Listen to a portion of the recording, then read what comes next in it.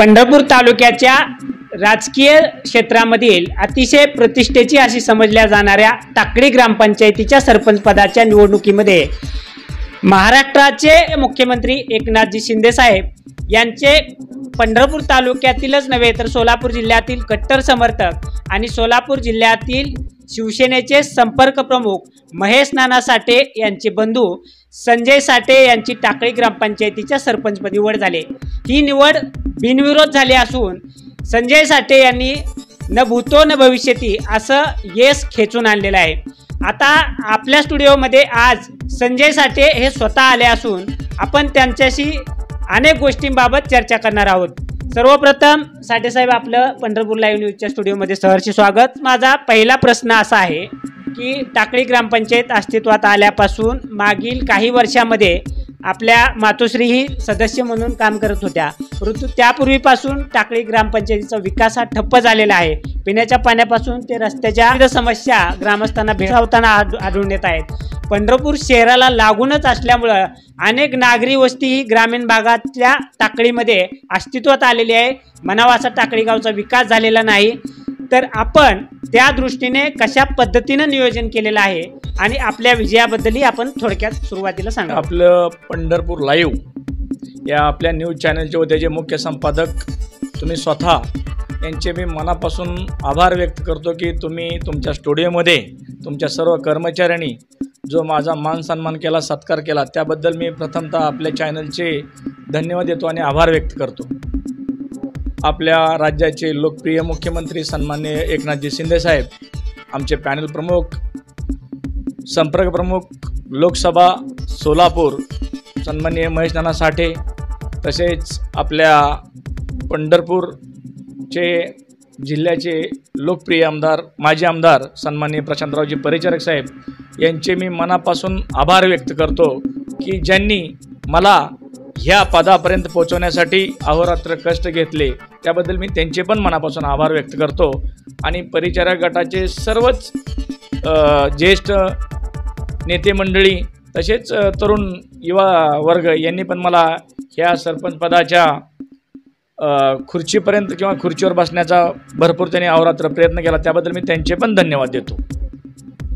तुमचा प्रश्नाचा दुसरा भाग असा की माझ्या मातोश्री ही सन 2009 ते 2014 या काळामध्ये ग्रामपंचायत सदस्य म्हणून होत्या।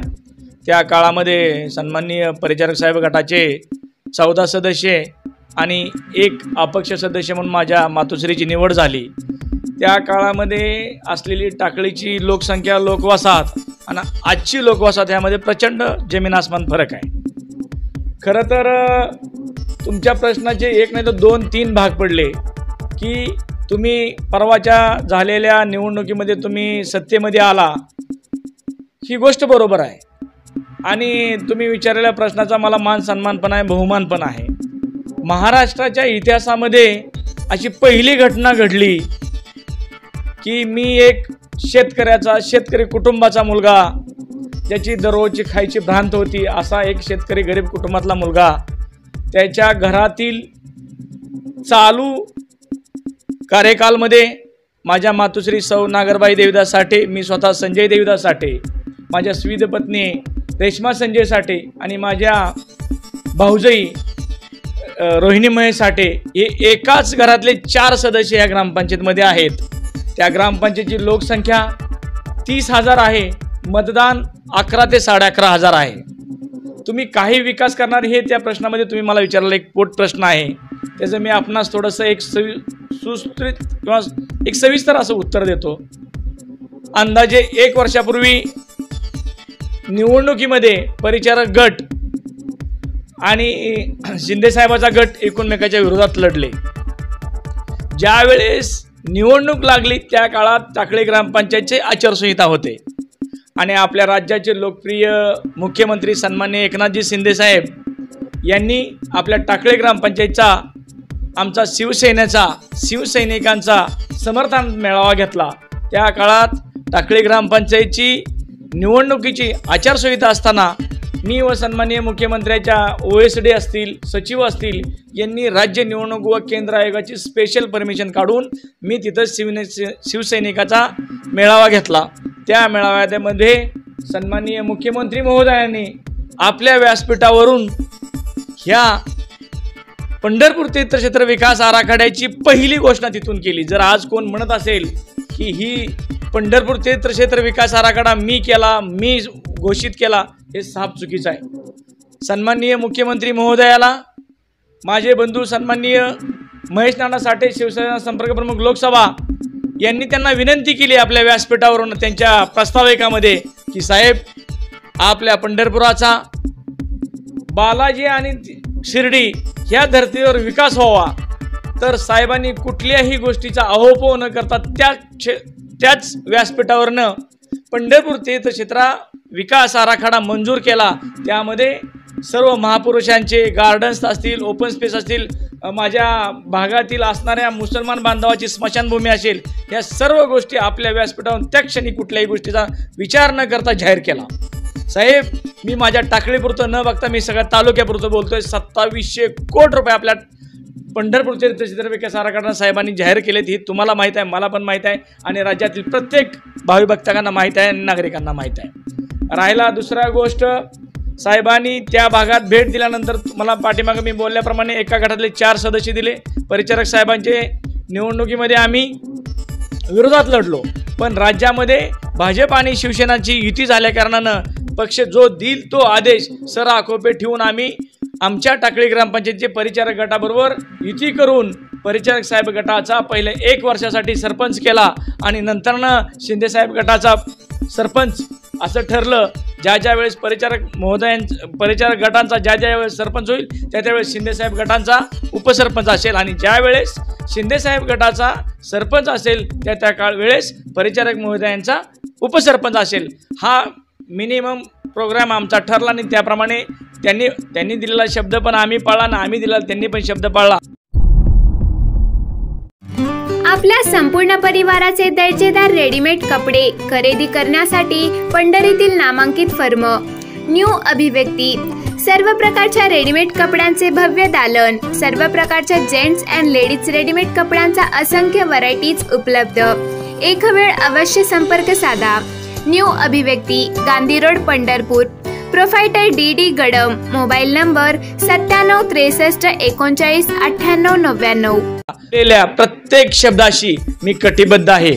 1001% मी दिलेल्या शब्दाची वचनपूर्ती या येणाऱ्या काळात केल्याशिवाय राहणार नाही।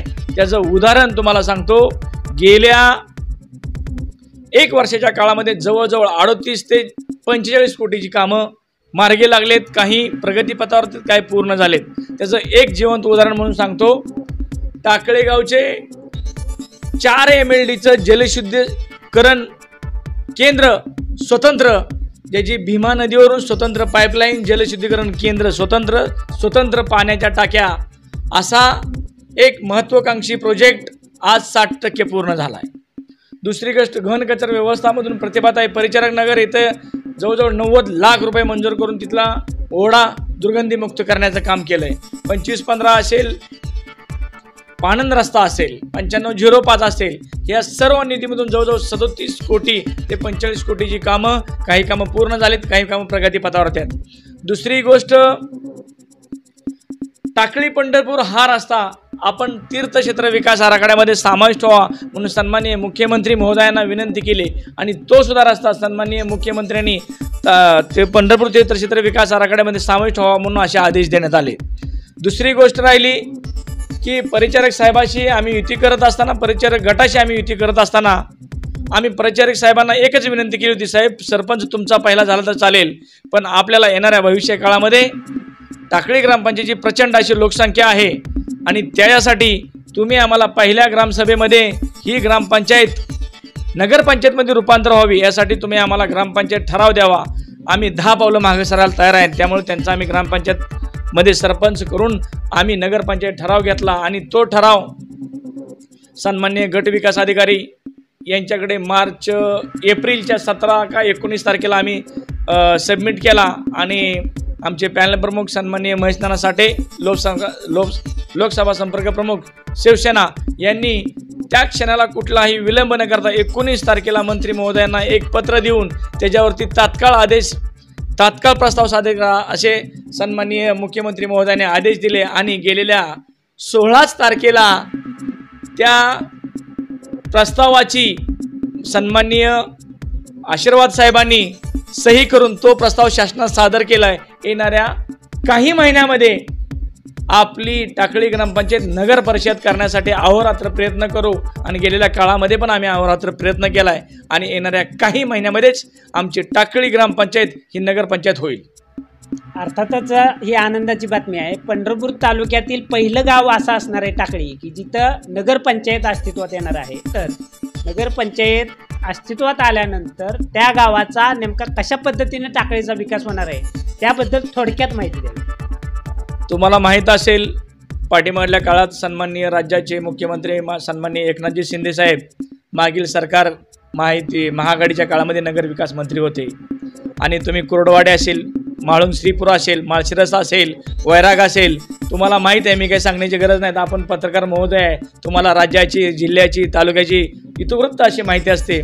माझी टाकळी ग्रामपंचायत नगरपंचायत झाल्यानंतरनं ज्या वेळेस अध्यादेश क्रमांक 1 आणि अध्यादेश क्रमांक 2 येईल त्याचबरोबर राज्याचे मुख्यमंत्री सन्माननीय एकनाथजी शिंदे साहेब मला त्यांनी अभिवचन दिलंय की नाना ज्या दिवशी तुझी नगरपंचायतमध्ये रूपांतर होईल त्याच दिवशी कमीत कमी 100 ते 150 कोटी रुपये तुम्हाला निधी देतो आणि ती शासनाची तरतूदच आहे। त्यामुळं एकनाथजी शिंदे साहेब माझ्या ग्रामपंचायतीला प्रचंड असं ओझं न उचलण्यावर निधी देतील, त्यांच्या शब्दावरती माझा विश्वास आहे आणि माझे बंधू सन्माननीय महेश नाना साठे यांच्या पण शब्दावरती माझा विश्वास आहे। महेश नाना साठे आणि सरपंच संजय साठे यांच्या यशस्वीपणे त्यांनी करत असलेल्या प्रयत्नांना माजी आमदार प्रशांतराव परिचारक ही सपोर्ट करतील आणि दोघांच्या समन्वयाने टाकळी ग्रामस्थांना एक मोठा दिलासा मिळणार आहे। टाकळीला लागूनच बरेचसे उपनगर झालेले टाकळीच्या हद्दीमध्ये येत आहेत। त्या गावातला जो आता तुम्ही पिण्याचा पाण्याचा प्रश्न वगैरे सांगितलाय तो पाण्याचा प्रश्न साधारण किती दिवसात मिटणार? आपण म्हणल्याप्रमाणे पाणी पुरवठ्याची योजना सध्याच्या मितीला अंदाजे 50 ते 60% काम पूर्ण झालंय।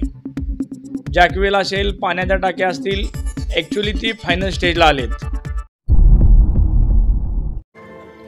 पंढरपूरमधील यशोदा ज्वेलर्स या नामांकित फर्मकडून खास दसरा दिवाळी निमित्त हमखास गिफ्ट योजना। दसरा व दिवाळी पाडव्याचा शुभ मुहूर्तावर सोने चांदीचे दागिने, 1 ग्रॅम फॉर्मिंग दागिने आणि राशीरत्न खरेदी करा आणि त्यावर आकर्षक भेटवस्तू मिळवा। ऑफर कालावधी 20 ऑक्टोबर ते 20 नोव्हेंबर। सर्व दागिने 22 कॅरेट व 24 कॅरेट HUID हॉलमार्क प्रमाणित। ऑनलाईन खरेदीच्या मजुरीवर 10% सूट। आजच संपर्क साधा यशोदा ज्वेलर्स, संत गाडगे महाराज धर्मशाळेसमोर, Arbuj mansion, station road, Pandharpur. Proprietor Somnath Awatade. Mobile number 8605 98 76 43 82 37 87 99 50। पाईपलाईनचं अंदाजे 20 ते 30% काम झालंय। येणाऱ्या मार्च, एप्रिल, मे ते जूनमध्ये आम्ही प्रत्येकाच्या दारात पिण्याचा शुद्ध पाण्याचा नळ देऊ। येणाऱ्या 5 महिन्यामध्येच आम्ही पिण्याचं तर माझा शब्दच नाही आहेत। तुम्ही जो प्रश्न विचारला मी आपल्या मार्फतच त्यांचे आभार आणि खरंच कृतज्ञ व्यक्त करतो। मी जे माझ्या मतदार बंधू भगिनींनी माझ्या खांद्यावरती जी ओझं दिलंय ह्याची मी त्यांची उतराईच करू शकत नाही आहे। कारण का एका घरातील 4-4, 5-5 सदस्य निवडून देणं हे मध्ये त्यांनी मला मतदार स्वरूपी जे आशीर्वाद दिलाय ह्याची मी त्यांची उतराईच करू शकत नाही आणि मी त्यांना एवढंच आव्हान करेन आपल्या मार्फत की मतदार बंधू भगिनींनो, राजानो, तुम्ही जो माझ्यावर विश्वास ठेवलाय त्याच्या विश्वासाला कुठेही कसलाही तडा न जाता जो प्रचारामध्ये जो माझा अजेंडा होता, जो काही कमेंटमेंट केली होती त्यांचं तंतोतंत पालन करून त्यांची विश्वास आणि त्यांनी दिलेलं माझ्यावरती ओझं किंवा त्याची उतराई केल्याशिवाय मी राहणार नाही। समस्त टाकळी ग्रामस्थ तसेच पंढरपूर तालुका ओळखून आहे की साठे कुटुंब हे तत्वाशी बांधील राहणारं कुटुंब आहे। त्यामुळंच ग्रामपंचायत सदस्य म्हणून टाकळी ग्रामपंचायतीच्या ग्रामस्थांनी निवडून दिलेलं आहे। आता अर्थातच साठे कुटुंबाचं जी जबाबदारी आहे ती वाढलेली आहे। आणि ती वाढलेली जबाबदारी त्यांनी खंबीरपणे पेलावी यासाठी पंढरपूर लाईव्ह न्यूजकडून त्यांना भरभरून शुभेच्छा देतो, त्यांचं अभिनंदन करतो आणि या ठिकाणी थांबतो आणि त्यांच्याकडून एक आश्वासनही घेतो की टाकळी नगरपंचायत झाल्यानंतर त्यांनी पुन्हा एकदा पंढरपूर लाईव्ह न्यूजच्या स्टुडिओमध्ये यावं. धन्यवाद. आपण या ठिकाणी